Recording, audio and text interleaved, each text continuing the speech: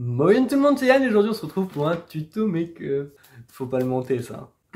Moin tout le monde, c'est Yann et aujourd'hui on se retrouve pour une nouvelle vidéo. Et aujourd'hui on va débriefer la première diffusion de l'émission Lego Master. Enfin quand je dis on, vous n'allez pas vraiment venir avec moi, hein, vous serez derrière votre écran. Enfin bref.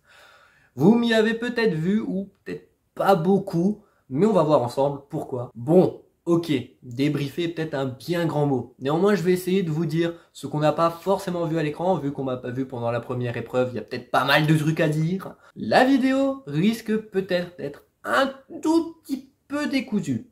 Ok, mais j'ai énormément de choses à vous dire, en bien, naturellement, sur cette première diffusion. On va commencer par la première épreuve qui, je vous le rappelle, était le Crazy Park. On avait 15 heures pour réaliser un parc à thème avec une petite histoire. Alors vous l'avez compris, l'histoire était peut-être pas forcément là. En vrai, elle était là, mais pas là. Vous allez voir ça, c'est confus, c'est normal. Un aperçu de ma création s'affiche juste ici. Cet aperçu semble prendre un petit peu plus de place que prévu. Je vais donc me décaler. Bon, je ne vais pas m'amuser à faire Miss Météo. De toute façon, il n'y a pas de prompteur en face de moi, mais en fait c'est surtout parce que je ne sais pas encore la photo que je vais vous mettre là, au moment où je tourne. Mais vous voyez, quoi qu'il arrive, une tour, une sphère bleue avec un H dessus. Je vais vous expliquer tout ça. Et un dallage pas piqué des hannetons. L'épreuve commence, on se dirige tous sur une passerelle. Mais vous remarquez pas quelque chose qui bug? Ouais, y a pas un binôme qui prend la même passerelle. Et oui, Jamy, en fait, il s'avère que on a pris la même parcelle avec mon père que celle des Belges. Mais on est bons joueurs, on leur a laissé.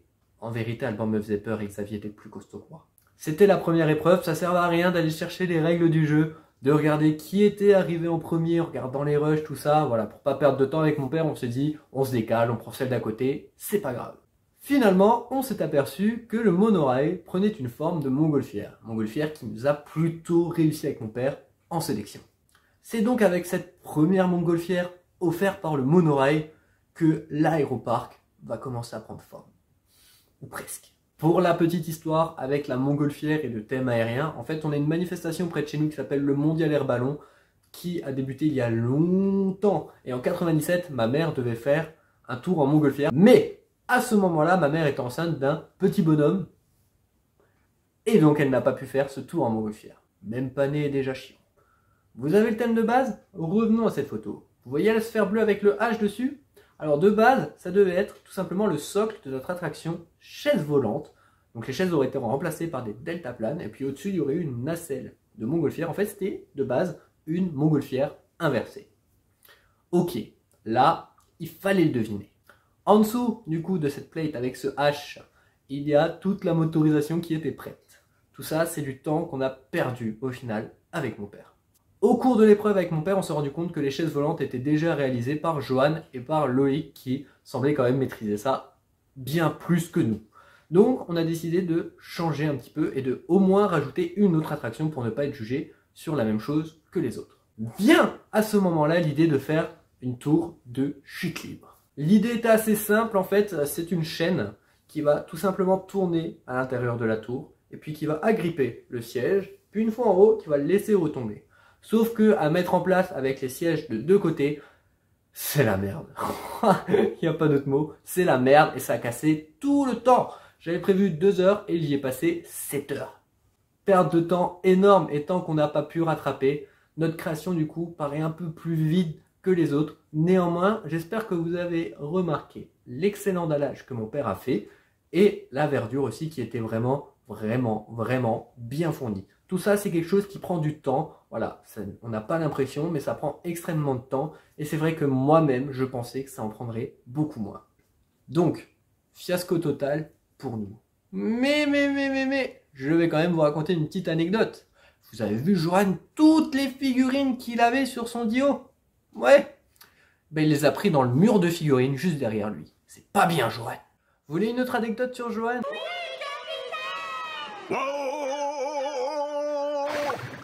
Eh ben, je vais vous servir. Son manège tournait très bien et très vite lors de la démonstration, mais un peu plus lentement lors des beauty. Pourquoi? Sur le deuxième essai, le manège s'est emballé et ça a tout cassé. En vrai, je rigole et je donne ces anecdotes, mais Johan, tu sais que je t'aime. Non mais vraiment. pour toi bébé. Bon, je pourrais aussi développer sur le sentiment d'échec qu'on a quand on s'avance en flop, mais je pense pas que c'est ce que vous vouliez entendre, mais quand même ça fait mal. Voilà. Bon, assez parlé de cette première épreuve, on passe tout de suite à la deuxième, héros contre méchant. On arrive plein de détermination avec mon père sur cette deuxième épreuve, on ne veut rien regretter. Cette fois-ci, on compte bien raconter notre histoire et terminer la créa. On change pas une équipe qui gagne, enfin, une équipe qui perd pas, ou presque pas. Et on reprend les mêmes, on recommence. On choisit pas nos figues. Allez! Pour ceux qui ont vu la deuxième partie de soirée, Johan, lors du premier départ, arrive comme un missile, une bombe à cheveux, mais une bombe, qui casse tout sur son passage. Je parle tellement de lui dans cette vidéo, il va croire que j'ai fait une décla, le mec. Lors du deuxième départ, je me dirige vers les figurines qu'il convoite, à savoir le lapin et le maïs. Et puis finalement, quand je vois qu'il a un petit peu d'avance, je me dis ça sert à rien d'aller tenter le plaquage. Je bifurque sur d'autres figurines qui me conviennent. Il s'agissait d'un petit panda qui me parle beaucoup, à moi et à mes amis. Et d'une petite fille blonde avec un E sur sa peluche, sachant que ma petite amie est blonde et s'appelle Elise. Je reviens donc vers mon père avec les deux figues en main. Et là, ça fuse très vite avec mon père. Ok, on dirait pas comme ça, mais on a la capacité de réfléchir rapidement quand même. On se dit donc avec mon père qu'on a deux figues, donc on en aura une qui sera gentille et une qui sera méchante. Le panda, il sera méchant, il voudra sauver le monde, sauver la terre, et tuer tous ces vilains petits humains qui lui coupent ses bambous. La petite fille, quant à elle, sera la super-héros des familles. Et de base, son rôle, c'était un petit peu Pascal le grand frère, voilà, pour garder toutes les familles unies. Mais pour une fois, elle allait devoir sauver le monde. Mais vous avez vu la suite de l'émission, et vous savez que c'est pas comme ça que ça va se passer. Les deux sont soit gentils, soit méchants. La douille. Du coup, avec mon père, on se dit, bon, ils vont peut-être être gentils.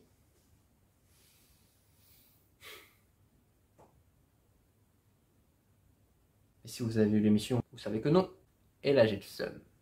Là, je suis au bout de ma vie. Et mon père fait ce qu'il peut pour que je ne craque pas, qu'on fasse l'épreuve correctement. Ariana et Aurélien sont nos adversaires.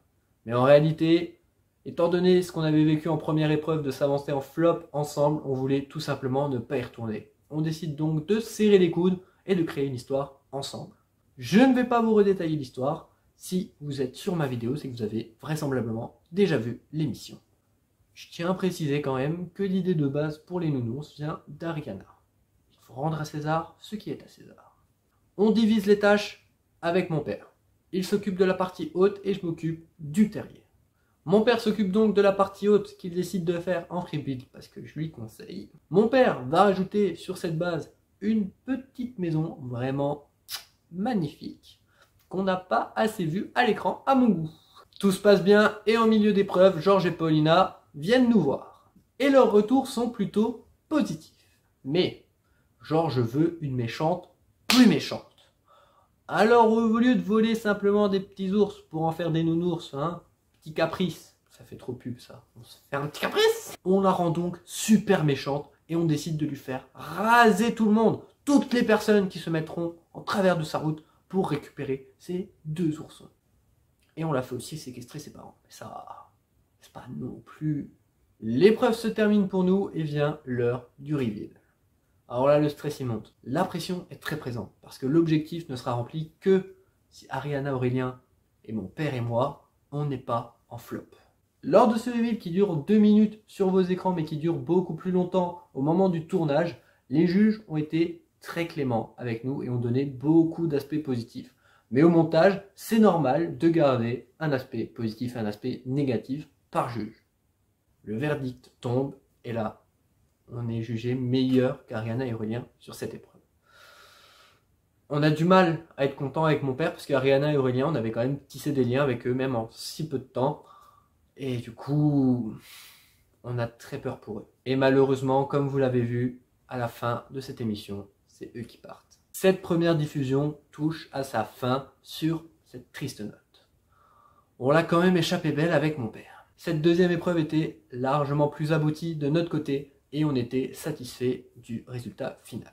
Ok, on va aussi pleurer à la fin, mais je ne vais pas rentrer dans les détails, la vidéo est trop longue. Et attention, spoiler, vous me verrez encore pleurer. C'est donc sur des larmes et sur un départ qu'on va se quitter dans la joie pour cette vidéo. J'espère que cette vidéo vous aura plu et vous aura permis d'en apprendre un peu plus sur le tournage. Il y a d'autres choses que je pourrais vous dire, comme par exemple le fait que les 15 heures sont découpées en 2 ou 3 jours. Mais je le dis en fin de vidéo, comme ça, vous avez qu'à rester jusqu'à la fin. J'aurais pu faire une vidéo beaucoup plus longue, où je vous aurais raconté tout ce qui s'est passé pendant ces 2 épreuves, mais ça aurait été quand même moins intéressant, je pense, pour vous.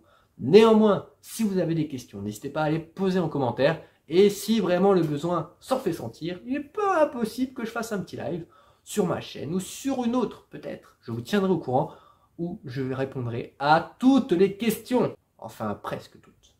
On se dit à bientôt pour une prochaine vidéo. Comme d'habitude, n'hésitez pas à liker, partager, commenter, c'est bon pour le référencement. Je tourne cette vidéo, il est 23 h. Mon portable, je veux dire la caméra, ça fait plus pro. La caméra s'est coupée plein de fois, il faut m'excuser si je pars trop dans les délires des fois. C'est sur cette petite touche de tendresse. C'est pas du tout une touche de tendresse. C'est sur cette petite touche d'humour qui révèle surtout une grosse fatigue que je vais vous laisser. Vous pouvez regarder la petite vidéo qui s'affiche ici, ou la petite vidéo qui s'affiche ici, ou alors vous abonner en cliquant sur ma tête qui disparaît derrière mon logo. Je suis magicien. Adi! Dis-moi que ça tourne encore. Oh putain, mais...